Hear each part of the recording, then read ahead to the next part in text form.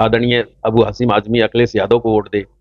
आ- आदरणीय नाना पटोले साहब और राहुल गांधी साहब को देखते हुए वोट दे। जीतने के लिए हर उम्मीदवार बड़े-बड़े वादे करते हैं, मगर जीतने के बाद जनता इनसे मिलने के लिए घंटों ऑफिस में रहती है, इंतजार करती है, मगर ये दोबारा इनसे मुलाकात नहीं हो पाती। ऐसा कब तक चलेगा? महाविकास आघाड़ी के कैंडिडेट है, उनके रिकॉर्ड तो अभी तक ऐसे नहीं रहे हैं कि जो जनता से ना मिले। विधानसभा चुनाव में महाविकास आघाड़ी के जो पश्चिम से उम्मीदवार है, कितने परसेंट वोटों से जीत अपनी हासिल करेंगे? पश्चिम के जो उम्मीदवार हैं वो बहुत अच्छे वोटों से जीत कर जो है जीत हासिल दर्ज कराएंगे, ऐसा मुझे अंदाजा है। जिस तरह से जो है पश्चिम की तरफ मेहनत हो रही है।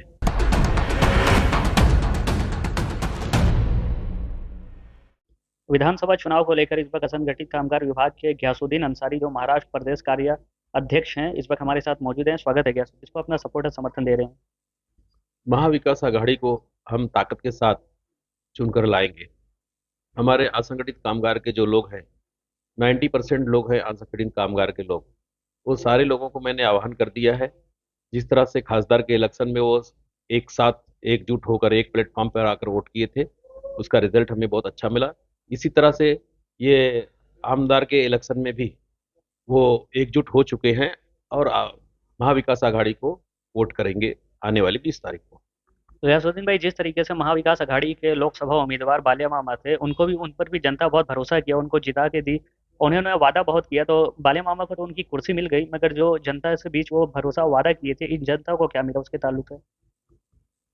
वो तो बालिया मामा अभी चुनकर आए हुए हैं, अभी पूरा कार्यकाल बचा हुआ है, पूरी समय है उनके पास में लोगों को वादा निभाने का, इसलिए वो अपने वादे को निभाएंगे। महाविकास आघाड़ी, जिस तरीके से आप कामगार के कार्य अध्यक्ष हैं, तो उस तरीके से कामगारों के लिए महाविकास आघाड़ी ने क्या किया भिवंडी शहर में?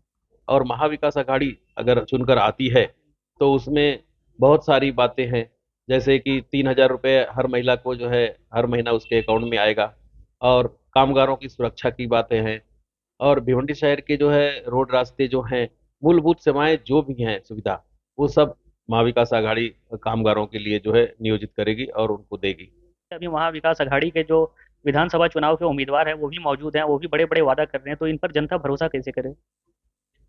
देखिए, जनता उम्मीदवारों को देख करके वोट ना देते हुए महाविकास आघाड़ी को वोट दे, आदरणीय शरद पवार जी को वोट दे, आदरणीय अ, उद्धव ठाकरे साहब को वोट दे, आदरणीय अबू हसीम आजमी अखिलेश यादव को वोट दे, अ, आदरणीय नाना पटोले साहब और राहुल गांधी साहब को देखते हुए वोट दे।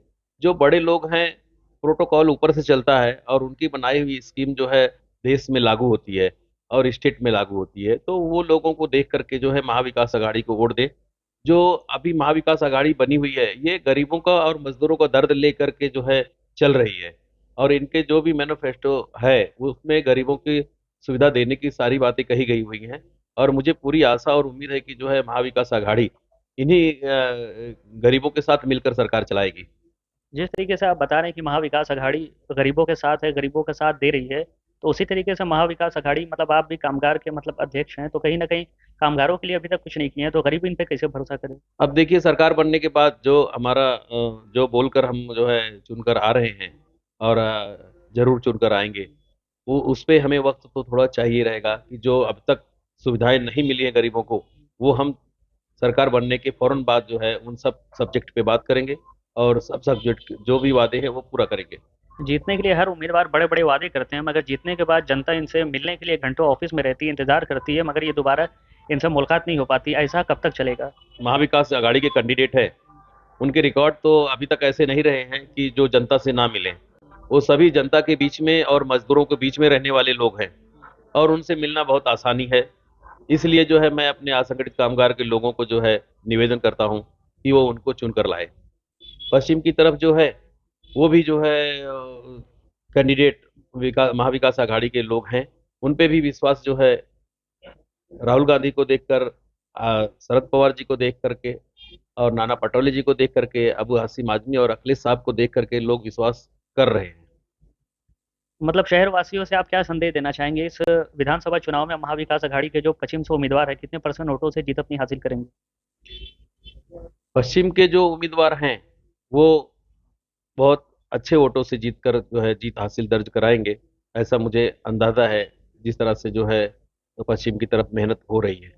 चलिए, बहुत बहुत शुक्रिया, थैंक यू।